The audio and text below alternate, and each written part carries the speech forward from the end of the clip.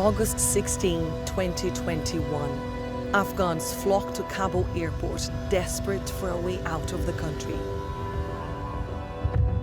Hours earlier, the Taliban claimed power in Afghanistan, sending shockwaves across the world and bringing back memories of the terror they instilled here some 20 years ago. Afghanistan's new rulers promised that flogging, stoning, and summary executions belong in the past. But has the Taliban really changed? And what will their return mean for Afghanistan and its people? My name is Annalise Borges, and I'm an international correspondent at Euronews. As thousands of Afghans rushed out of their country, I went in to witness this pivotal moment in Afghanistan's history.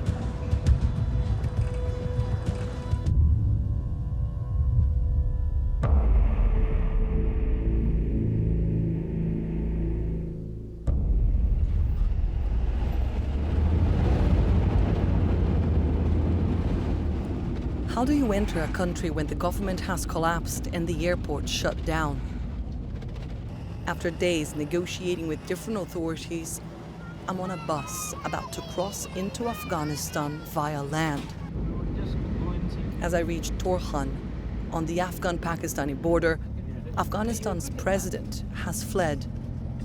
The Taliban has taken over the capital, and I embark on a journey into the unknown. Can I film from the car discreetly? Yes, please.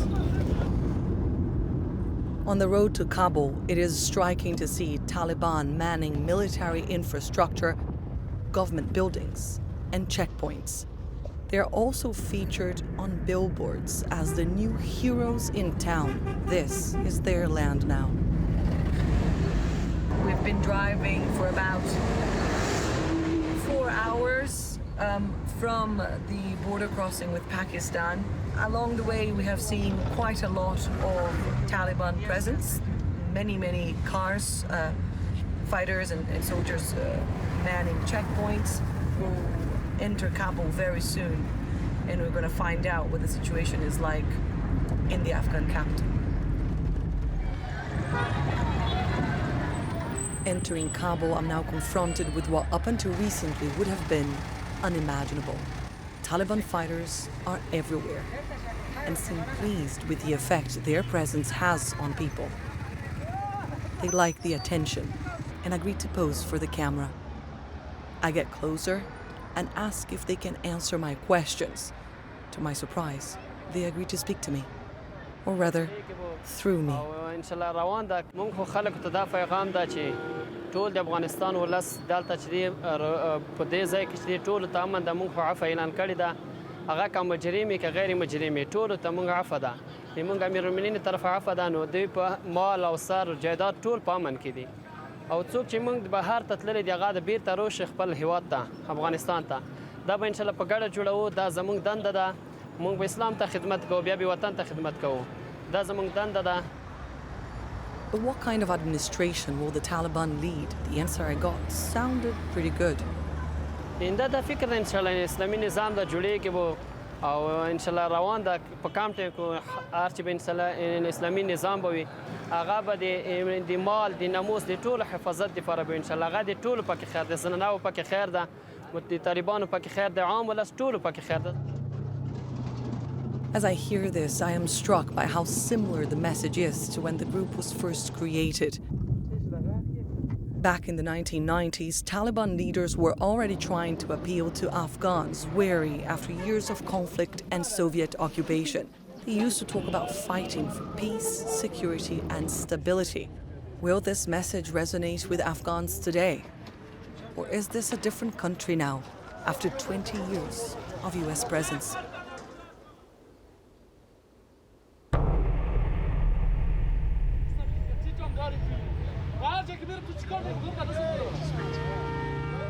On my second day in Kabul, workers are ordered to cover the once colorful murals that used to convey messages of peace and hope with white paint and Islamic anti-US slogans. Is that what they have to write? Yeah. So they're blaming the Americans for the blood spilled. Yeah. It is clear the Taliban wants to rewrite the narrative. And I'm starting to wonder whether that will involve manipulating the story I'm reporting. You were stopped by the Taliban and they gave you this? Yes. So you don't think that this is to help you, this is to actually monitor you? Yes. It's why I put it in here. Ahmad and Tawfiq, my team here, have the tough mission of getting me around heavily armed militia men looking to assert their new power. They negotiate checkpoints and interviews while getting their own heads around this new reality. I know my very presence here could put them at risk, and never have I felt so much pressure to calculate my every step. We decide we will stay in Afghanistan for as long as it is safe for them, but we will be getting very close to crossing that line.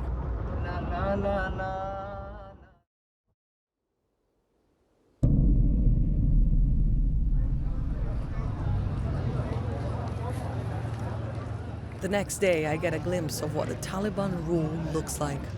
Men are being ordered to crouch while they wait to enter a bank in central Kabul. When the Taliban swept to power, vital foreign aid was frozen, leaving banks here short of cash. The tension is palpable. Exhausted, afraid, these Afghans are getting shouted at, shoved around, and more. It's not exactly the most traditional way of crowd control. These Taliban members, they are screaming, they're beating people with sticks,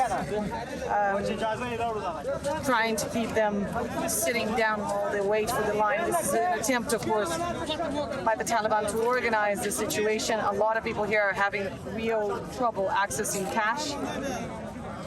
But this is the very first experience the Taliban have in terms of coordinating what should be an ordinary operation.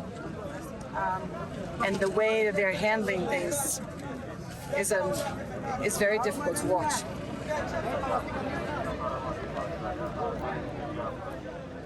From the moment I set foot in Afghanistan, it was very clear this was a country on the edge. And while I'm used to reporting from crisis-stricken places, here, even setting up my live shots is tricky. One thing is to fight, another thing is to actually run the show, rebuild institutions, and more importantly, address the economy.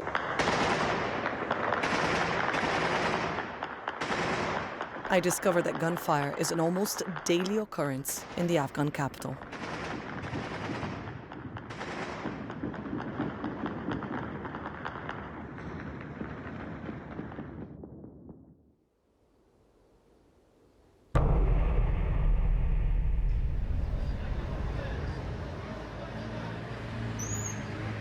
Afghanistan has a history of war and occupation. And I want to understand the impact this constant violence has on people here. For that, I asked to see the site that's become the tragic symbol of the despair triggered by this latest crisis, Hamid Karzai International Airport, where tens of thousands of Afghans ran to escape the suffering, only to be met with more of it. This video was filmed by an Afghan colleague working for Euronews. It shows the moment when ISIS-K, a terror group with links to the so-called Islamic State, carried out a suicide attack that claimed the lives of over 200 people, including 13 U.S. servicemen.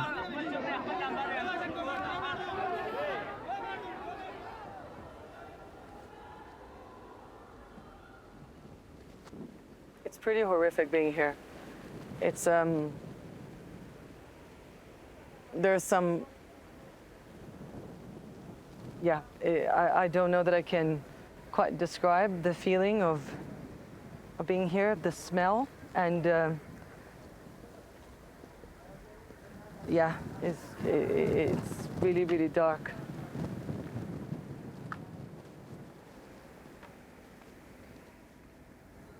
The explosion happened right here. You can still see marks of it, and all around us, there are personal belongings scattered, abandoned in this place. This is the sewage canal from where the terrorist is believed to have accessed this area.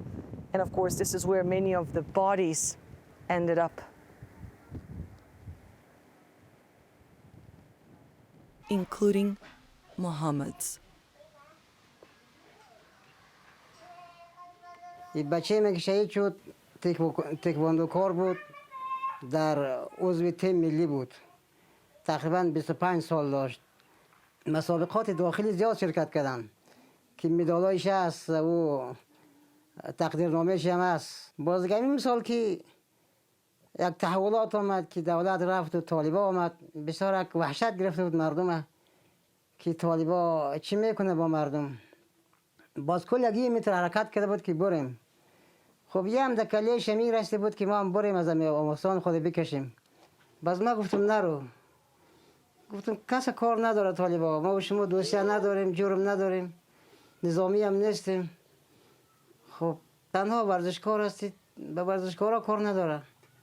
باز روز چهارشنبه که سوم سنبله بود، در او خانه چشته بود، در این طرف ما بودیم، اون طرف بچه بود.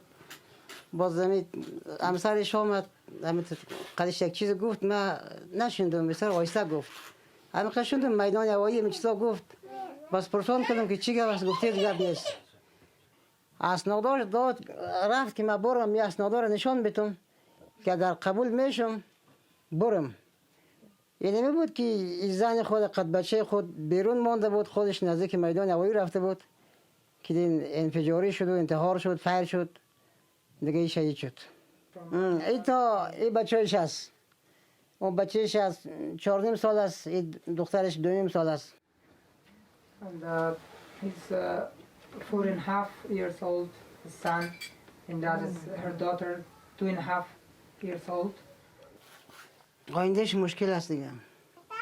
از اینکه تا اینا به ثمر برسه، من خودم هم از کمر معیوب هستم. خب از دنیا هم چیزی ندارم، این خانم در کراسته که پیش از این خود از بچه بود تیام میکرد، حال موتور پادر واسطه.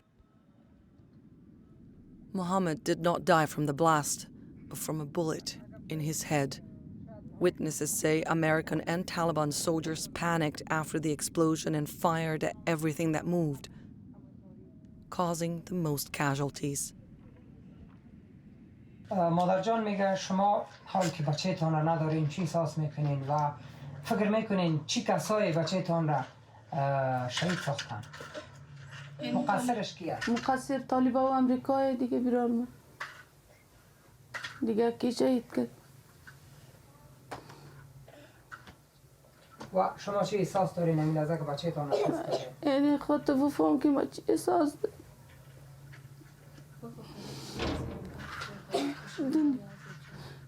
تمام دنیا دست ضرم بد خورده. این امروز رفتم در سر خاکشی سنگ چه به جواب محمد جواب نداد.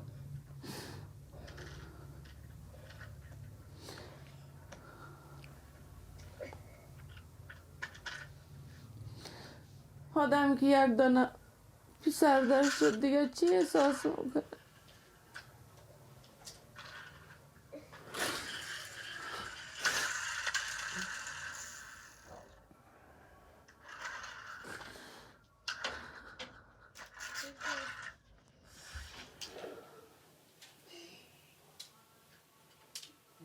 همه احساس میکنم کاش که محمد مرم از پشت خود کش کنه.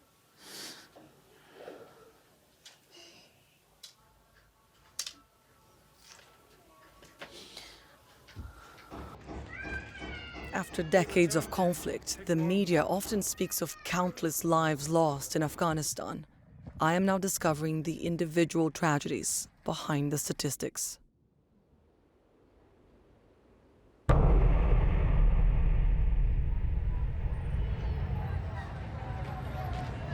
As my team and I continue reporting, I start to realize what ordinary life is like for Afghans these days. Every time I am recording in the streets of Kabul, this is what happens. Quite a lot of people gather around to try to understand what it is that I'm saying. Many here are struggling. They have been here for many days trying to access money from the banks. There is a shortage of hard currency here in Afghanistan. The Taliban cannot access the government's funds, and so there's simply not enough cash to go around, and this is the result of that. Thousands of people every day coming to banks all over the city trying to get money so that they can buy food, so that they can buy medicine. A father here just told me that he needed to take his child to hospital and he's unable to do that because he doesn't have any cash. Many have come here with their children and they say they've been waiting since 4, 5 in the morning. It's really heartbreaking because this is where you see what happens when there is no government, when there is no help. And even though the international community has been pledging help, many countries saying that they want to help ordinary Afghans stuck here with this crisis, so far help is very slow coming. Most of the people have here lots of problems, the problem that we cannot think about. Most of the people haven't something for their eating. And even there are the families, there are the children, women, girls at hospital that they don't have money to pay for their treatment. We don't know that we should call for whom. There is no government here right now. You know that the Taliban locked everywhere. Like Hasib, a majority of the workforce in Afghanistan used to be employed by the government. Many are now out of a job and don't know who to turn to for help.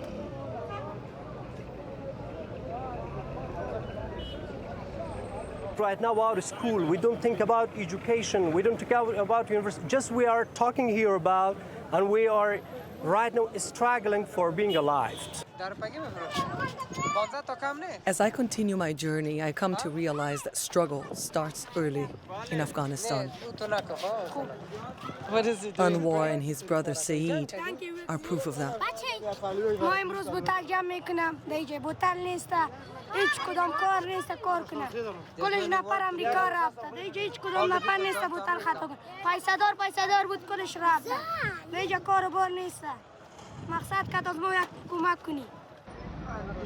This is one of the most difficult places in the world to grow up.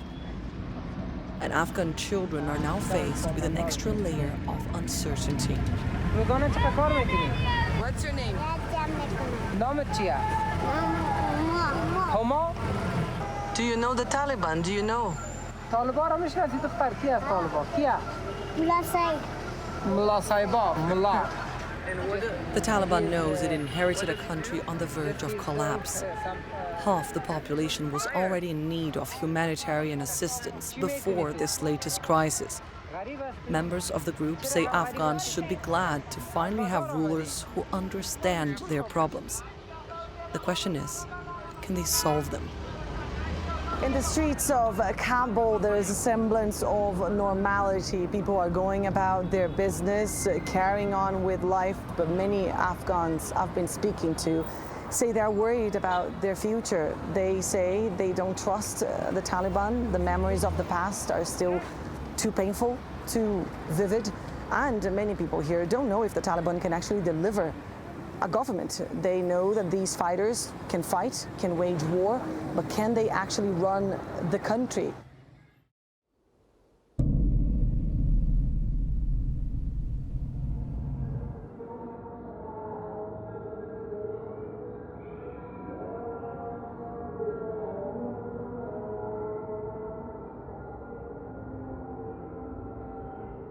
September 7, 2021. For days, the world has been wondering how the Taliban will structure their regime. The group promised that this complex nation, divided in almost every way possible along ethnic, religious, and ideological lines, would get an inclusive administration. I've got the list here of this new caretaker government announced today. This much anticipated announcement was actually finally public in the middle of the afternoon here in Kabul. And as you mentioned, we have a very interesting composition, interesting names on this list, including, of course, Mullah Muhammad Hassan Akhund, one of the founders of the Taliban, but also Sirajuddin Haqqani, the head of the infamous Haqqani network, said to be connected to Al-Qaeda and responsible for some of the deadliest attacks here in Afghanistan. He's going to be the interior minister of the Islamic Emirate of Afghanistan. That is the new title of this country. That is the new name of Afghanistan. That's the name the Taliban wants the world to know. As expected, no women part of this administration, no women on this list, and as you mentioned as well, no different ethnic groups, no members of different ethnic groups represented here. The Taliban had promised that this was going to be an inclusive government, but for now at least what we are having in front of us are members of the Taliban, different ranks of the Taliban, members of the history of this group. And of course, no time frame was given as to when a more permanent government will be formed. The all-male, all-clerical and all-Taliban composition of the new administration seems almost designed to provoke and to show the world the group sees no reason to compromise with anyone. What happened to the pledge of a government for all Afghans? And what future for those who are not part of the Taliban's project? How far will they be pushed aside? To try to answer those questions, I want to get closer to the group, and for that I need to speak to a more senior figure.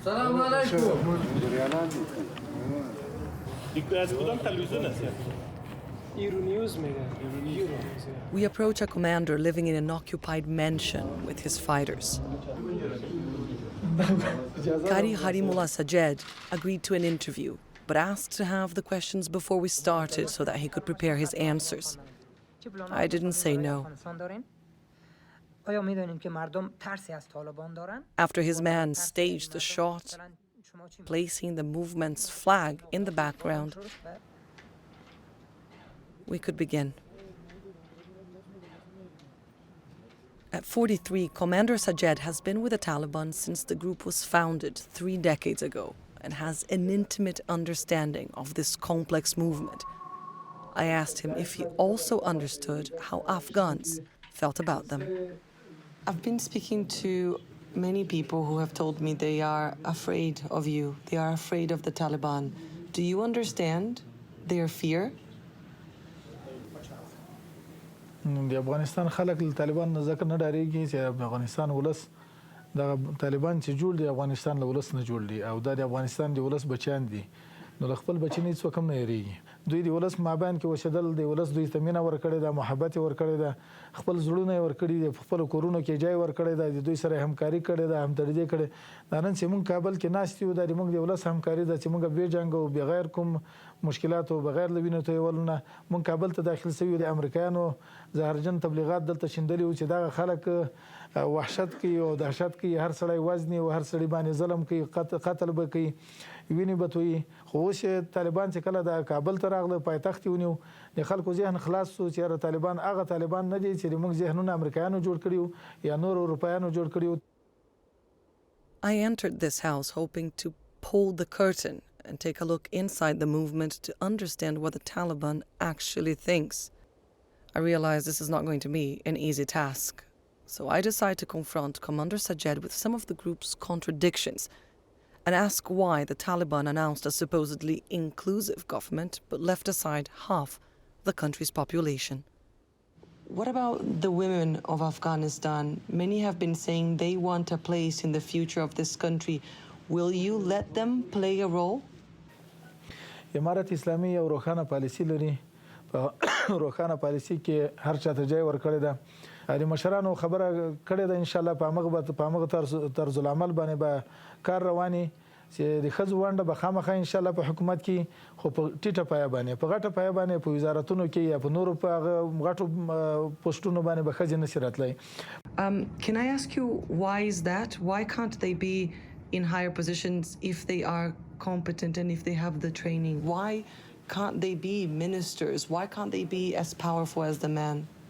د امارت د پالیسي خو څه وایم خو د خپل ذهن په لحاظ باندې وایم چې د افغانستان امنیت تر اوسه پورې د صحیح د ښځو لپاره نه ده متيقن شوی ځکه 20 کاله په دې وطن باندې وحشت تیر شوی ده او ډېر بربریت تیر شوی ده د ښځو لپاره به انشاءالله زمینه په آینده کې برابرېږي چې په غټو پوسټونو باندې هم کېدای شي راسي خو په الحال د هغه دغه د نور د تعلیم په حساب کې د ښځو نه موږ مخکې مخالفونه اوس د امارت اسلامي په دغه 20 کاله د دور کې چې په دوی په کوم چې حکومت تیر شوی ده هلته د ښځو ته اجازه ورکول شوې ده چې خپلو مدرسو ته لاړ شي یا مکتبونو ته لاړ شي دا دنیا ته ښودلې ده اوس به انشاءالله په کابل کې دوی ته هر لحاظ باندې سي امارت اسلامي به کوشش کوي چې دوی ته د کار زمینه برابره کړي او کار ورکړي خو هغه وروستنۍ بعدي خبرې چې په غټو چوکۍ به دوی راسي او که نه هغه به وروسته خبرې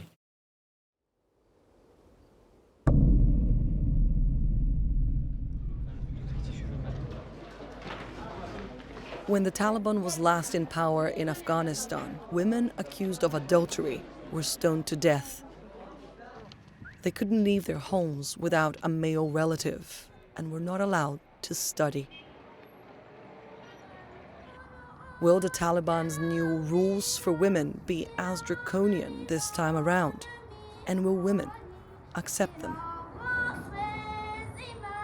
At this private primary school in Kabul, girls make up half of the 600 students.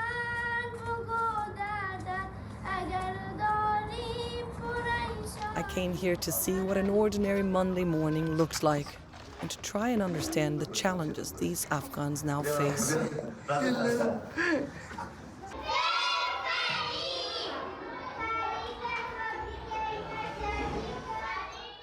Does she like school?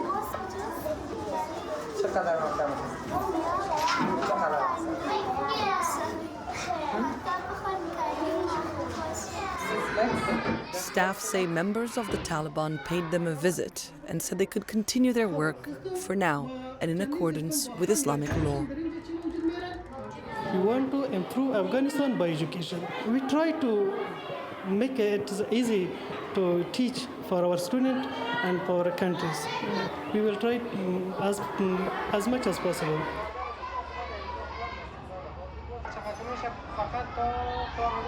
But things were less clear when it came to universities. At the Ministry of Higher Education, I see a group of women, mostly accompanied by a male relative, trying to find out what is going to happen next.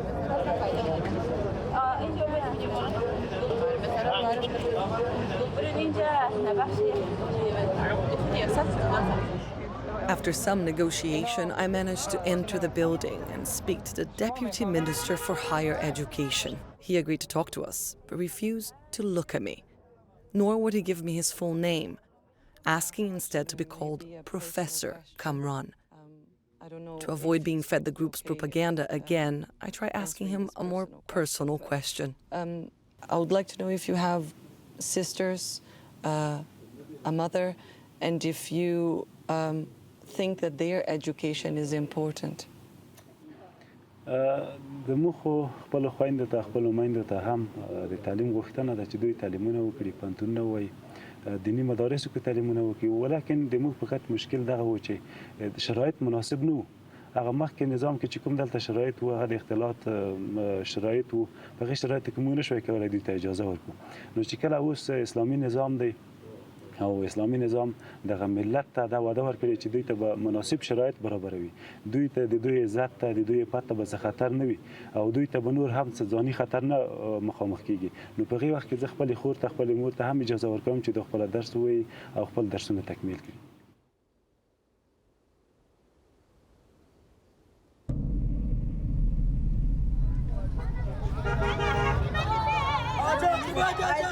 I have been in Afghanistan for a week when I hear that women are about to take to the streets of the capital, despite stark warnings from the Taliban that such protests must stop.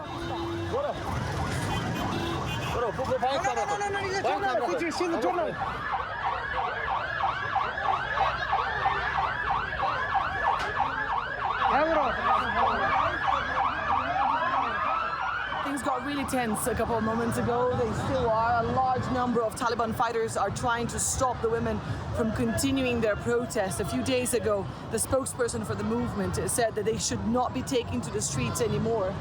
And we are seeing that the fighters have received orders to stop these demonstrations.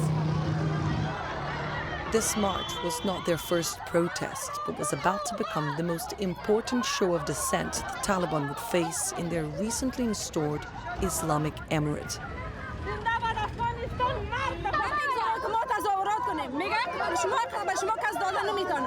ما خدا جهانی ها میخوایم لطفاً ما نسل سابق نیستیم ما نمیخوایم ما زنای سابق نیستیم دوزی نیستیم زنای سابقه نیستیم. We don't accept the Taliban. We are against the Taliban because they are not free. They are not a free group. Even they are not Muslims. Are you afraid for the future of Afghanistan? Oh my God, what is that? Okay.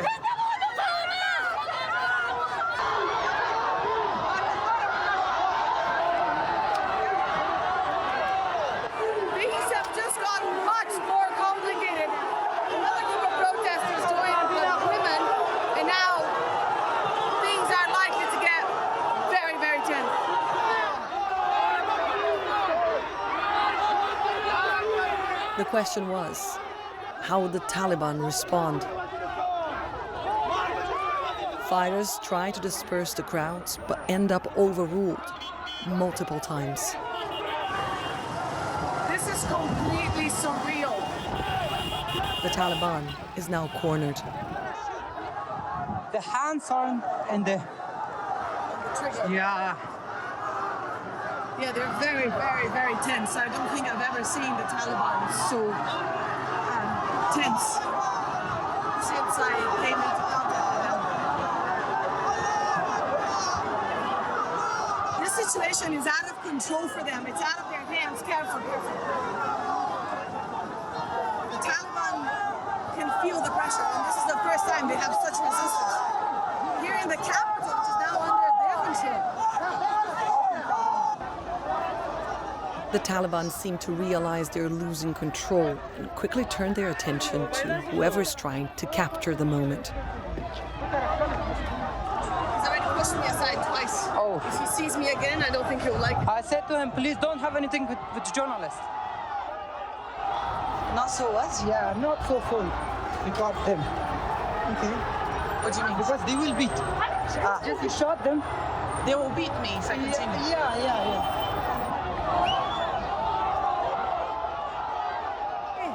I approach one of the Taliban commanders managing the crowds. Can I ask you a question? The amount of people in the streets, these scenes paint a very different Afghanistan from when the Taliban was last in power. Do you agree that this is a different Afghanistan now?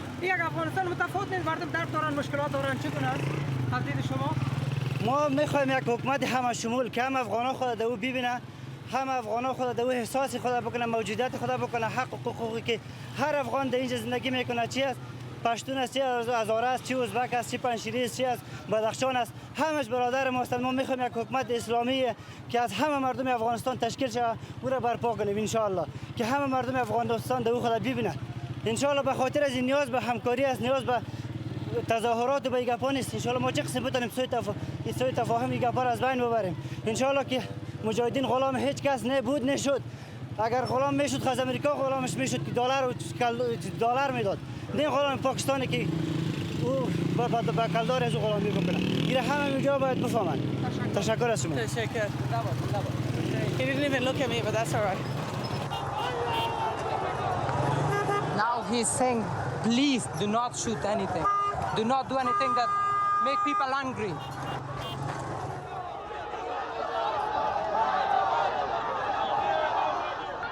The Taliban are getting impatient.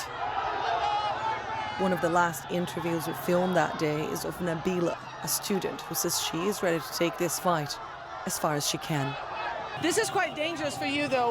We've never seen the Taliban so tense. Aren't you scared? I was scared in the past few 20 days. I say to myself, is your life most, valuable than the other people? if the independence of Afghanistan comes by this protest, I'm not sure if it works or not, but it's the only thing I can do.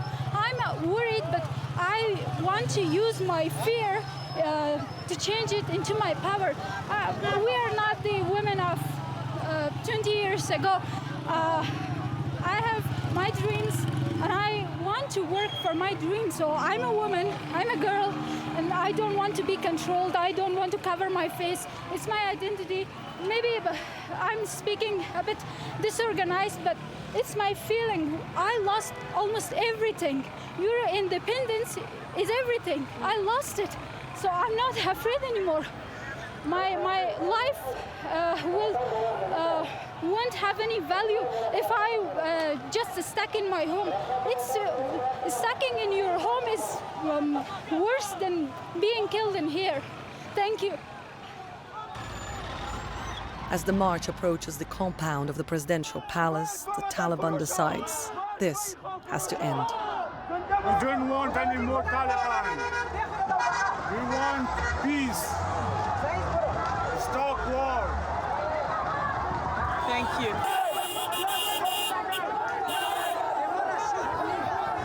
Let's go, let's go.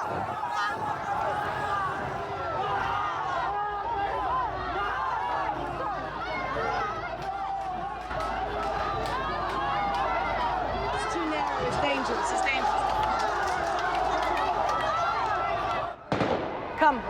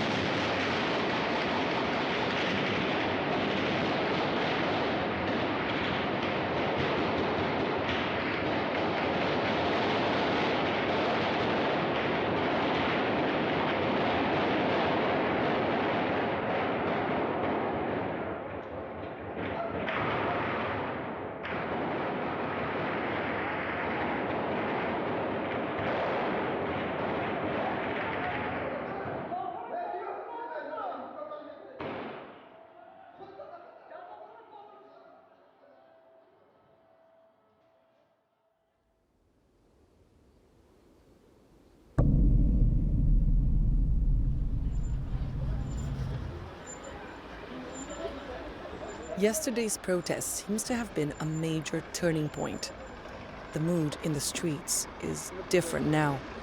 We have just heard of a new demonstration and are heading there because fighters are said to be rounding up everyone near the meeting point.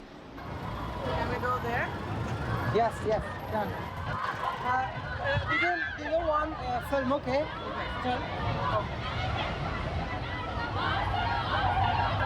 Taufik has just been detained. We wanted to know if we could cover the protest, but we already knew that was not possible. He went to ask anyway, and he never came back.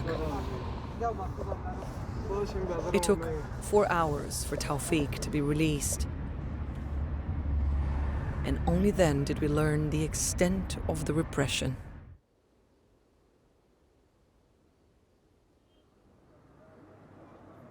A group of journalists were detained and had their equipment confiscated during a protest in the Afghan capital Kabul this morning. Taliban fighters who largely outnumbered the protesters and the journalists said that they had orders to remove everyone from the site, saying that covering such protests is now illegal in Afghanistan. My producer was taken and described to me being beaten by 3 Taliban fighters who confiscated his phone and wallet. He has since been released and is very shaken, but says he wants to continue to work. And like him, many men and women have been saying they want to continue documenting what's happening in their country despite the violence they may be subjected to.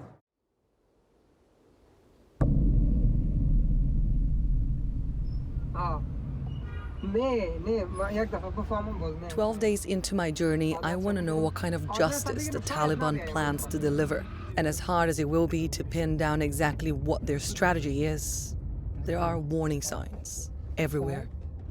Among their first moves as rulers was the release of virtually all prisoners convicted by the former government. Across the country, jails were opened and inmates freed. We decided to ask for access to Kabul's maximum security facility, Charhi, a symbol of harsh punishment and abuse built during the Soviet occupation in the 1980s.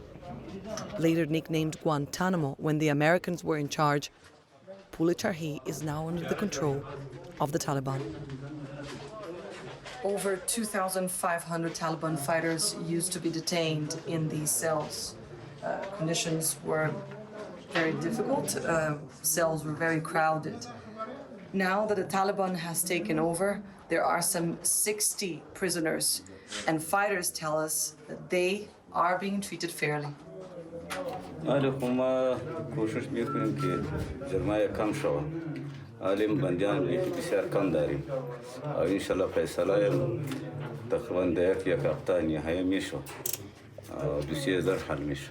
Sharafatullah Hozaifa has just been appointed the director here.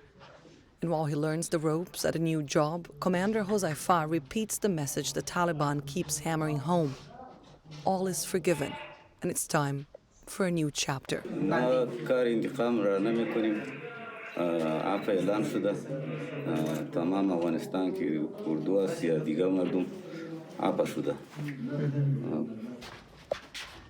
But he also insists we should meet some of the prisoners they brought here.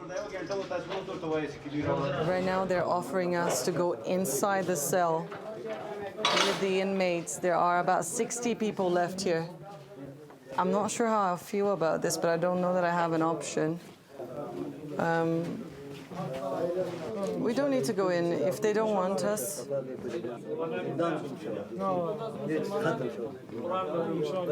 I don't really want to cause any problems.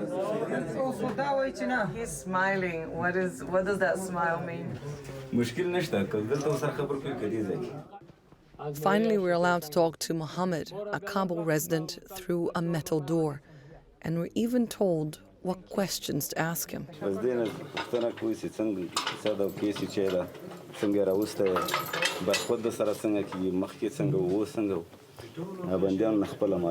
He looks really young. How old is he? 23. 23. 22. And why are you here? I'm Mohammed describes a small argument over a restaurant bill at a hotel in Kabul. The owner had a cousin that belongs to the Taliban.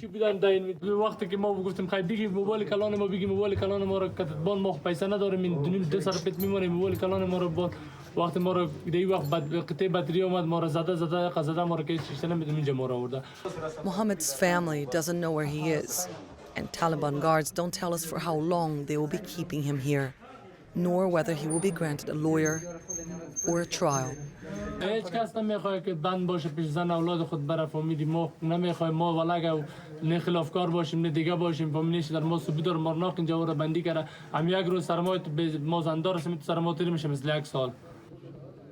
اگر مسلمان می صدای ما رو میشنم ما بیگناه هستیم در فیلم ما رو اینجا انداخته سعید اسلامی مراد است ما به درشون قبول داره جوری که ما مسلمان قرآن قبول داره ما رو پرسان ما رو کنه ما بیخی بیگناه هستیم بیادر.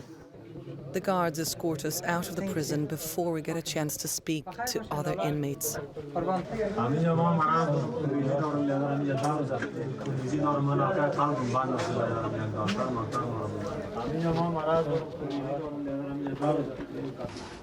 While the Taliban promises a fairer Afghanistan, it is clear that their idea of justice is still coarse. We didn't find out what happened to the inmates at Charhi after our departure, but heard accounts of arbitrary arrests all over the country. Most of those imprisoned were local journalists. More direct opponents of the Taliban, such as members of the previous administration, would get harsher punishment.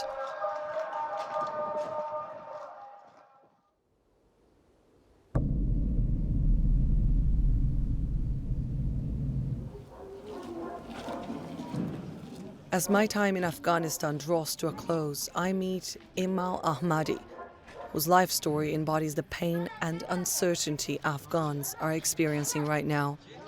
His family also wanted to escape the Taliban, and asked for a visa to live in the United States, but the country supposed to grant them protection after years of loyal services became responsible for their demise.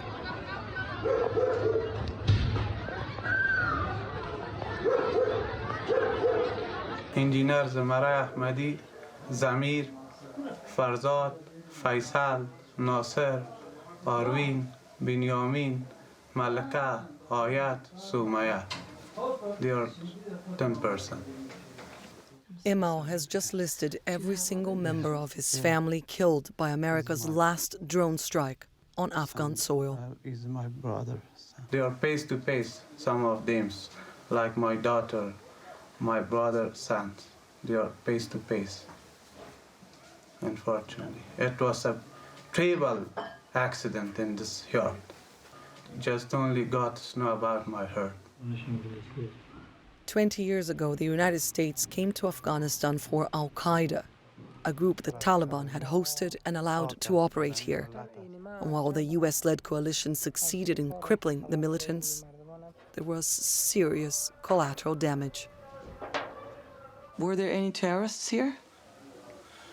Yeah, that you know better that you say it's a big mistake of you say that targeted the civilian person in here. First of all, they should find some information about my family, about my brother, what is his job, what's he doing, what's the member of their family doing. After that, if we are blamed that, they should target us. The United States has since admitted wrongly targeting Imal's family and said authorities regret the incident.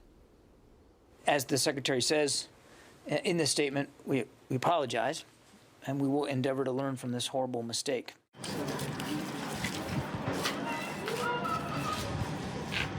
No one's coming here, just only reporter person coming here. For example, that our government, no the USA, no one's coming here for ask us, for condolence of us. Yeah, my message is for especially for the USA and the other country that do not try to do a mistake in Afghanistan, do not try to target a civilian person, because that Afghan people like their member of their family a lot. And when they lost their father, brother, son, it's very difficult for them.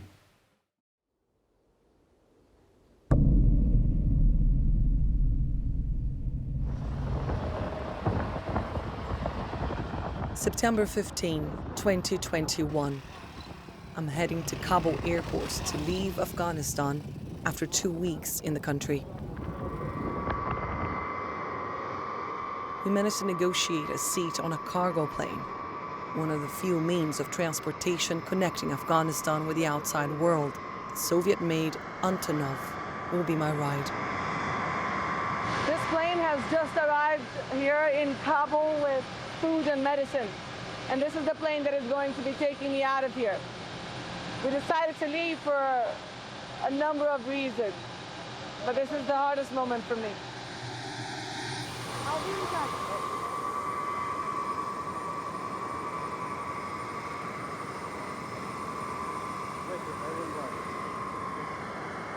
Thank you.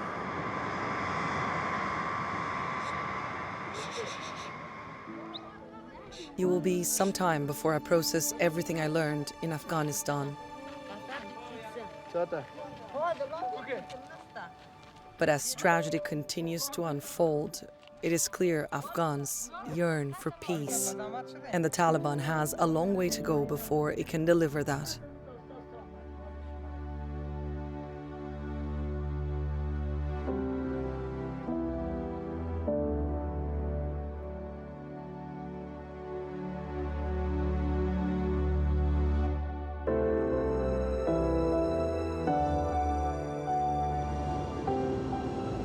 Whether the group has really changed is not the central question after all.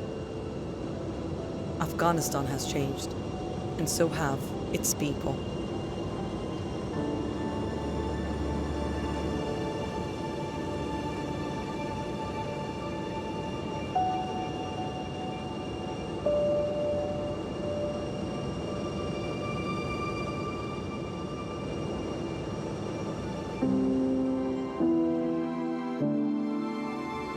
Time is over? We need to go? Okay. See you soon.